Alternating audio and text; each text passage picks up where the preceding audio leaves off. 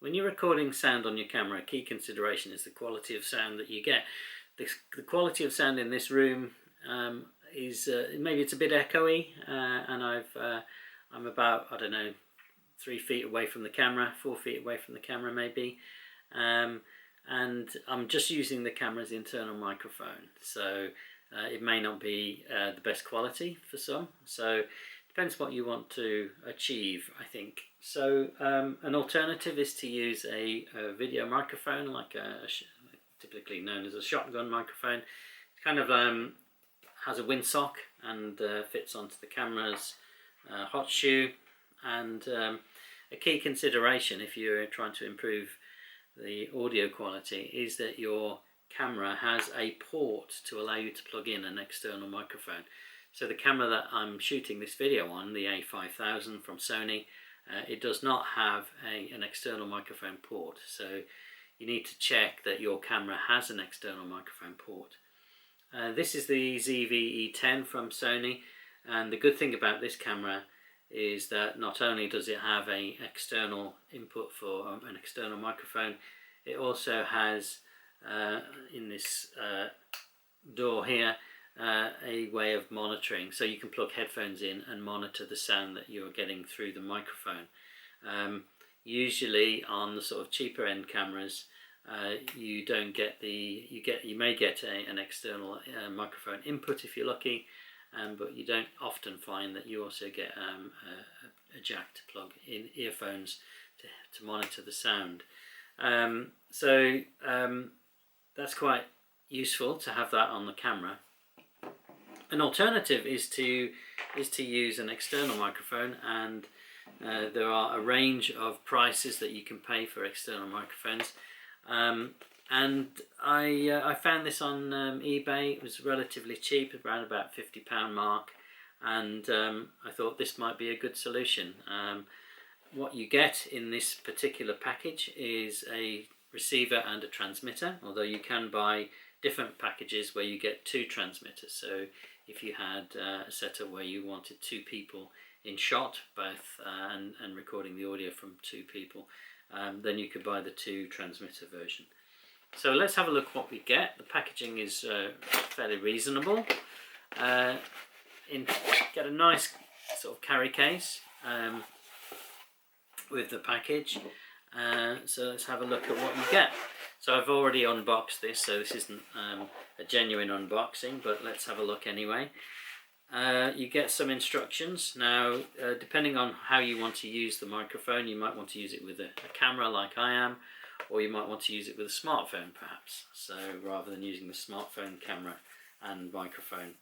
So there's some instructions here for how you would want to set things up. So depending on whether you're connecting to a smartphone or connecting to a camera, there are various different adapters that are needed.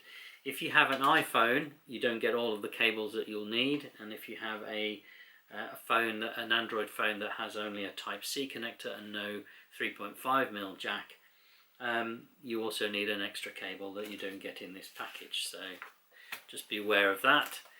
Let's have a look at the device itself. So you get the transmitter and the receiver, and it comes nicely packaged to protect the antenna.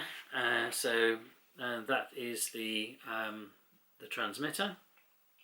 Has a metal casing, and this is the receiver, which is more of a plastic body thing. And when you think about it, you're going to be moving about more with that anyway, so it's probably good that that's metal cased. And on the other side of the package we get this webbing with a zip, and let's have a look what's in here. These are the different cables. This is the lavalier microphone, so it has a locking screw so it doesn't get pulled out, and the microphone has a clip which attaches to your garments. You also get a charge cable. The nice thing is that you have 1 USB and 2 charge cables coming out of it, so that you only use up 1 USB in your computer.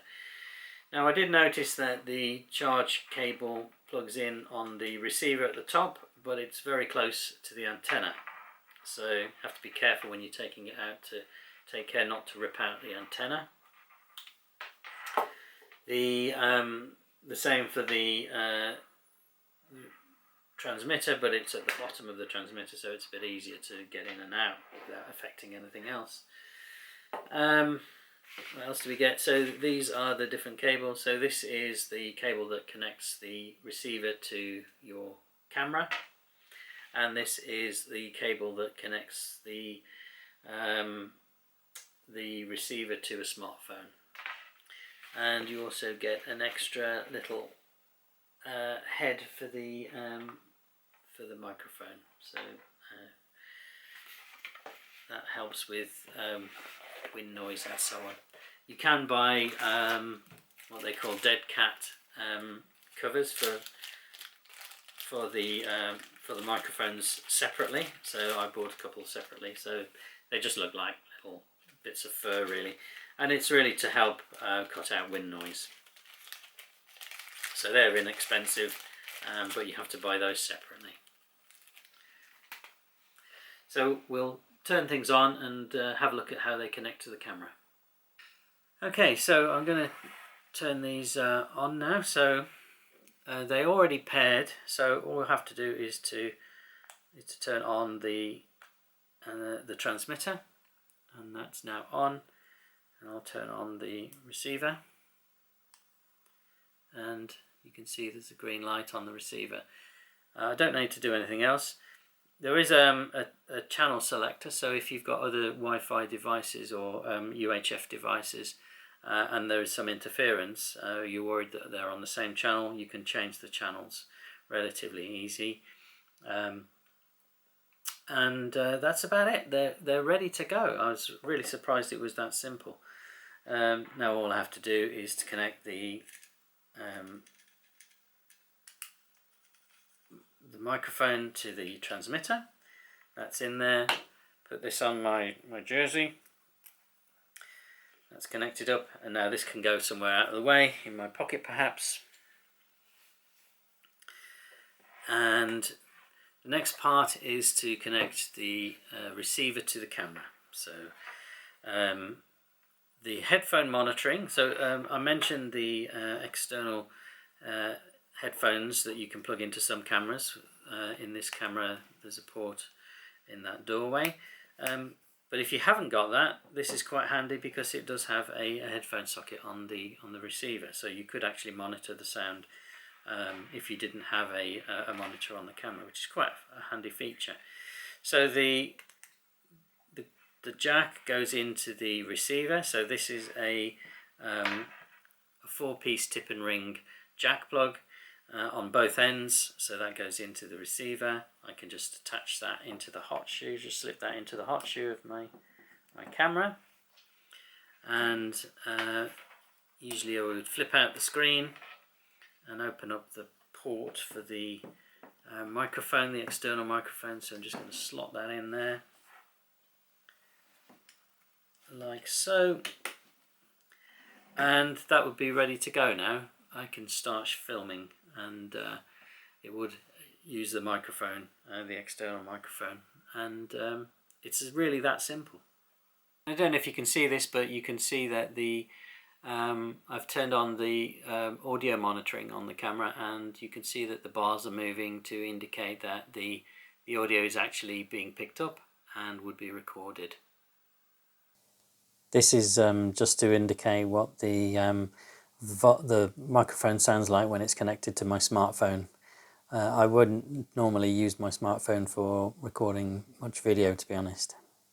And by way of comparison, this is just using the internal microphone on my phone, so you can hear the difference between the two.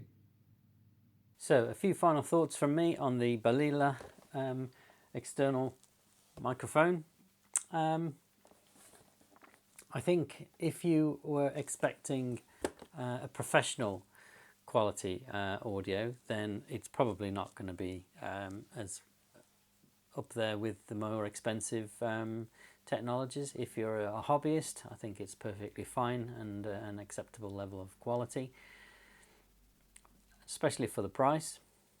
It comes nicely packaged and it looks like it's durable. The setup is easy and it's hassle-free. Just need to be careful how you put things together and set things up in the right way, in the right sequence. So I haven't talked about battery life. The battery life, it says you can get 6 to 8 hours of life out of the battery. I haven't tested it for that length of time, so I don't know if that's true or not. It seems to hold the charge well. I haven't used it for a while, and it still had about half the charge left in it when I picked it up this morning, so that's quite good. And in terms of range, I think if you were filming at a reasonable distance, any reasonable distance within a room or outside, then it would be fine. If you were filming from a very great distance, I think there would be limits, but why would you do that? In terms of the device itself, there's some technical parameters that it mentions on the box. So the distance it can travel outdoor is 80 meters. Its operating temperature is between -20 centigrade and 55 centigrade. And the frequency range is 570 to 579.5 megahertz and 580 to 589.5 megahertz. It says there are 20 channels. The transmitter supports 15 levels of electronic volume control. All in all, it's a handy UHF wireless microphone system. And it's good value.